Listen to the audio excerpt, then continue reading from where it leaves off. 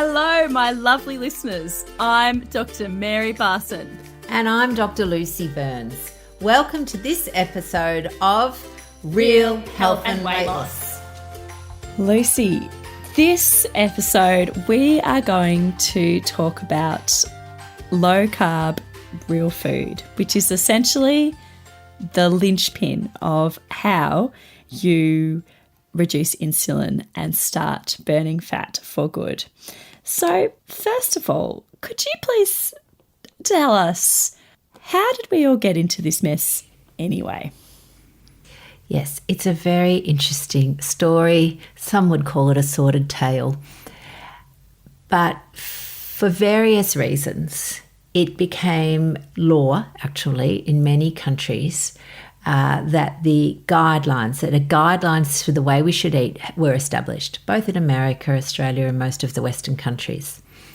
These guidelines were all aimed at reducing heart disease, and the thought was that the cause of heart disease was fat in our diet. So we all became low-fat advocates. Fat was reduced in the diet, which leaves only protein and carbohydrate to take up the slack. Now, interestingly, protein's quite an expensive macronutrient and carbohydrates are really cheap. So we ended up having a lot larger carbohydrate load in our diet. So if we go back to the fireplace analogy, and if you've missed that, just listen to the previous episode. What has ended up happening is that we are fueling our bodies on a giant pile of kindling with no logs, or like one log, hardly any logs. Giant pile of kindling put next to our fire. So every time we were hungry, we would eat some carbs, a muesli bar, even fruit is essentially carbohydrate. We ate quickly, we ate pasta, we ate rice. I think the simple answer that carbohydrates are the cause is correct, but how we actually got there is quite complicated. And again, that's possibly, maybe a topic we could talk about further down the track. So if you imagine you've got this giant pile of kindling next to your fireplace, and the thing is, right, this is actually the kicker. Carbohydrates cause insulin to be released. Protein causes a small amount of insulin to be released, and fat causes none. So how weird is that? We've grown up thinking fat makes you fat, but in fact, fat does not spike or cause an insulin rise at all. So we've run away from fat. We've got a giant pile of kindling. Every time we eat, we get more and more insulin. Now, just like lots of things, the more you have, the more tolerant you become. So our tissues become tolerant, which means our pancreas has to work harder. We produce more and more insulin, locking away that shed. The thing is, right, that it's not that all of us are out there, hoeing into junk food. And that's a whole different story, because I've got a lot to say on that. And it's not bad. It is not the person who's eating the junk food's fault. I've got a lot to say on industry promoting junk food. But this is even people that are eating what is supposedly healthy, heart-healthy grains. And I'm using air quotes. I love air quotes, but you can't see them, so they're not much use to you. But grains, legumes, bread, pasta, the initial recommendations was massive amounts of these, 15 serves a day of various grains. And that has been really the driving factor. So it's the increasing carbohydrates in our diet that have caused the problem with increased insulin. And as you said there, we get tolerant to it. So the more our bodies have to make insulin, the more insulin resistant we become. Absolutely. And I think the other thing to, just point out to our listeners is that the thing with carbohydrates is that they don't promote satiety. Now, satiety is a word that's sort of disappeared out of our language, but satiety is our fullness. So how full we feel after a meal. The only way we can get really full with carbohydrates is volume, and that means our stomach is stretching. And look, to be honest, I used to think that that's what made you hungry. You know, your stomach was empty, like nothing in it, or your stomach was full, and that was hunger. But we now know that hunger even is a hormonal process. Look, we can forgive people for not knowing that, because literally that was only discovered in the 90s. We're not really, it's newish science still. It wasn't sort of something we've known about for the last 150 years. So carbs make us hungry, and I'm sure we all know that. Do you find that, Mez? Yes, absolutely. And particularly when you eat carbohydrates, you know, such as an apple or a sandwich, bread or pasta, your body has to, you eat a bowl of pasta. The pasta is basically sugar. Starch in the pasta is just a whole lot of sugar molecules, glucose molecules joined together. And the moment that we eat the pasta, it turns into sugar. In fact, it even starts to turn to sugar in our saliva, in our mouth. We've got enzymes that break down the starch. So a bowl of pasta is a bowl of sugar. So we eat our bowl of pasta sugar, and all of that sugar hits our bloodstream. It can't stay there. High blood sugar is dangerous. So our bodies must make insulin. And often your body will actually overshoot. So it'll deal with this huge carbohydrate load, make a whole pile of insulin to deal with it, to turn that sugar, take the sugar from the blood and let our body store it as fat. And it'll overshoot, so you'll actually get low blood sugar, which will make you kind of have a sugar crash and get hungry again, a very short time after eating your high carb meal. Exactly. The thing is also that people eat big bowls of pasta. Pasta, there are dedicated pasta bowls. They're huge. Nobody eats pasta in a little teacup, because 3 strands of spaghetti is not going to fill you up at all. You need a big whopping amount of it, because it doesn't signal those satiety hormones. It only fills us up by overstretching our stomach. So the reason that people have become insulin resistant and have elevated insulin is because of a high carbohydrate diet that is sort of out of whack with our genetics, for example. So how would you know if you've got high insulin or insulin resistance? Okay, so there's a couple of, I guess we call them clinical signs that will lead you to the idea that you may be insulin resistant. And insulin is, apart from sort of sorting out the sugar, it's also a growth hormone. It's good to think of it in terms like that, because high insulin causes skin tags. So if you're a person with lots of, little skin tags around your neck or under your armpit, something like that, that's often a good indicator of high circulating insulin.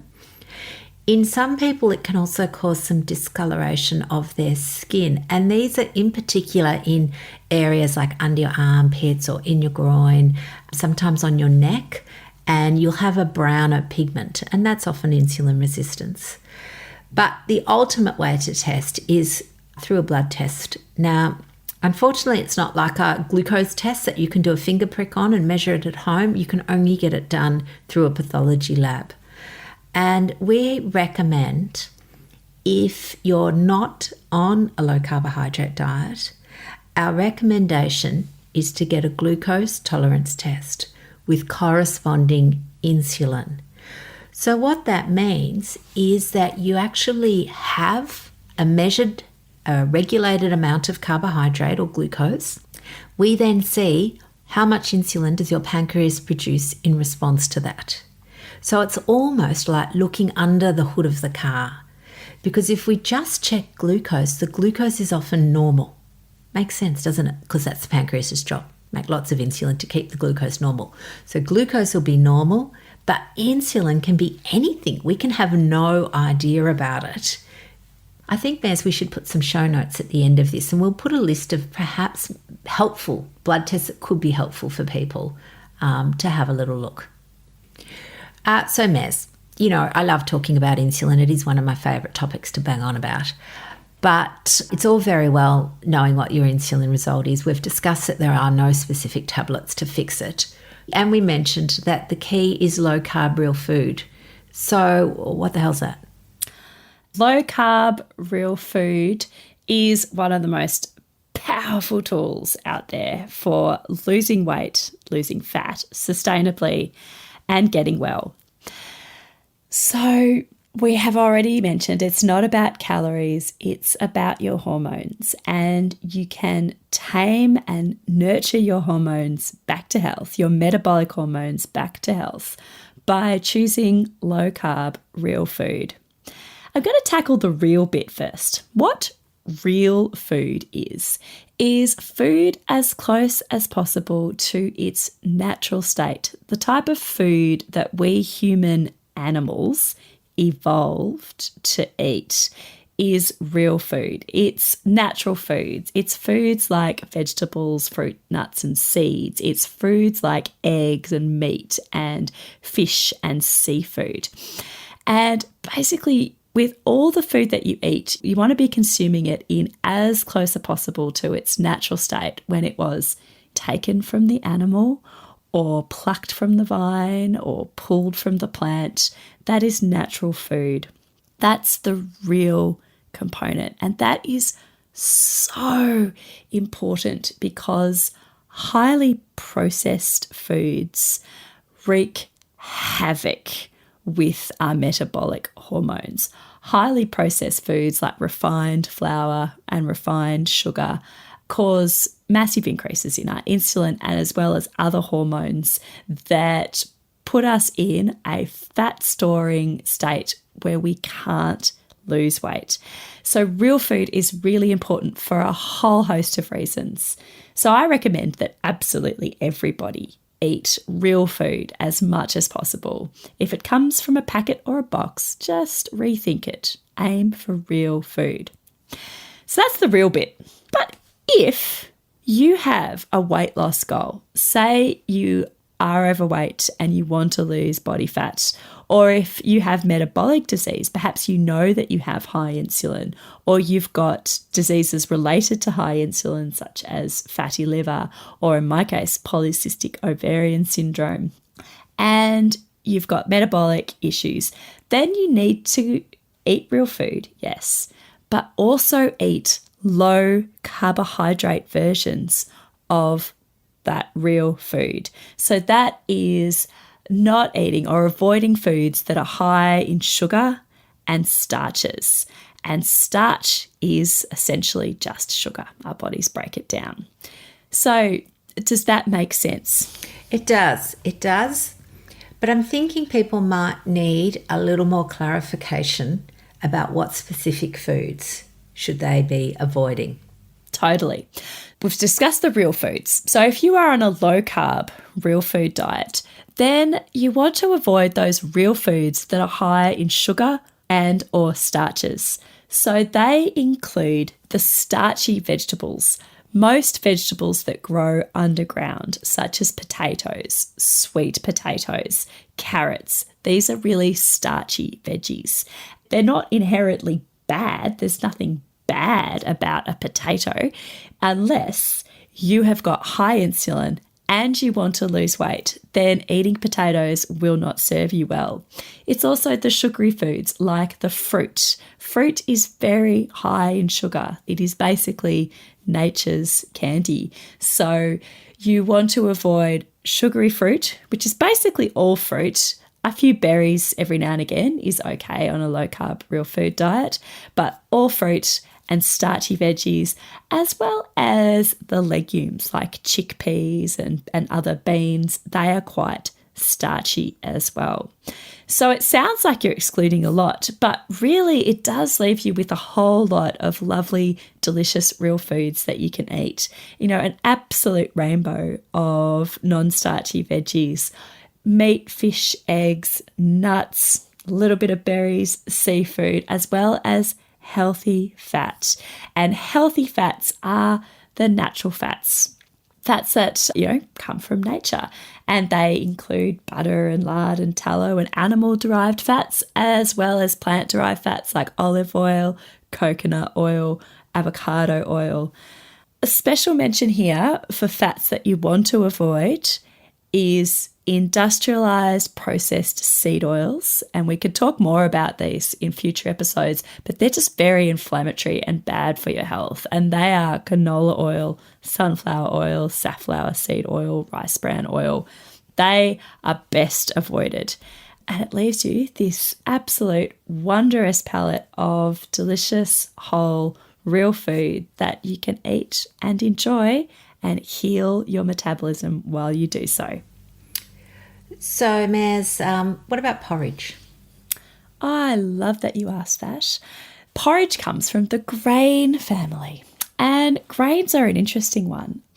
They are, by and large, highly processed in the form that we eat them. So by the time flour gets to your pantry shelf, it's been highly processed and is no longer real. The same actually goes for oats.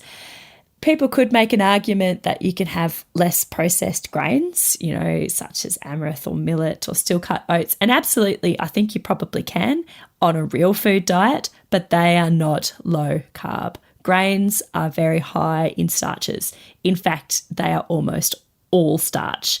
So porridge, rice, pasta, all of those grain-related foods are not in the low-carb real food diet. Okay, so whenever I look in sort of diabetes magazines, for example, they're always saying, have a good, healthy breakfast of porridge and yogurt and some fruit. What are your thoughts on that? Breaks your heart, doesn't it? Breaks my heart. I get somewhere between sad and angry. I get sadgry. Sagry. So, yeah, look, I'm not the only one. So yes, who feels this way?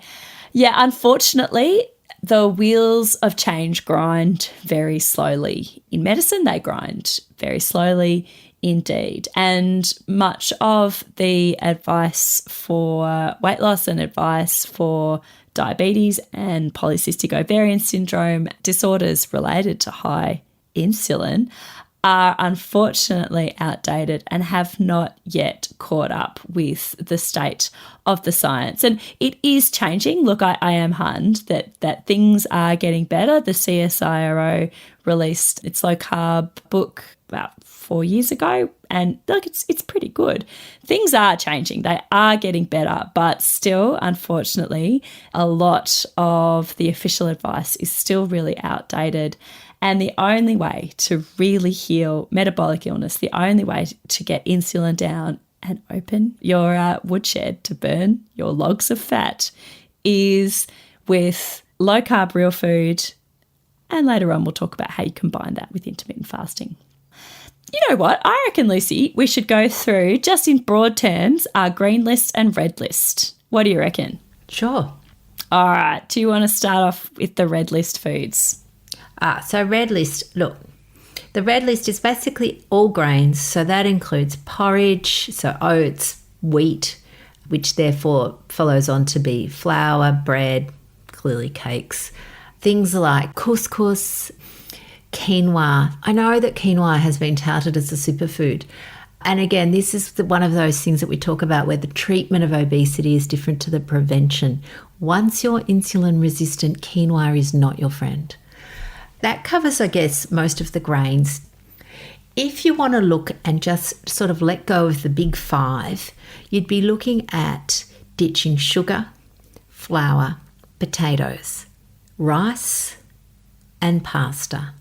If you can take those out of your diet, even before you do anything else, you will find that will dramatically drop your insulin. Oh, excellent. So that is a wonderful introduction to the red list and the things that you want to avoid. And that's a great actionable step.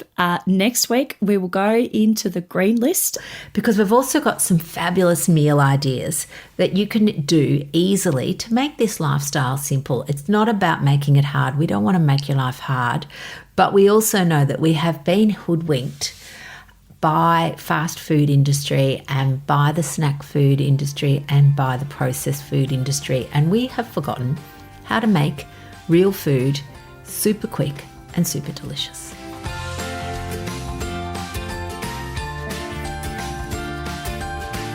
So, my lovely listeners, that ends this episode of Real Health and Weight Loss. I'm Dr. Lucy Burns. And I'm Dr. Mary Barson.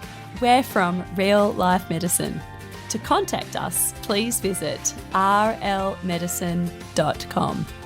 And until next time, thanks for listening.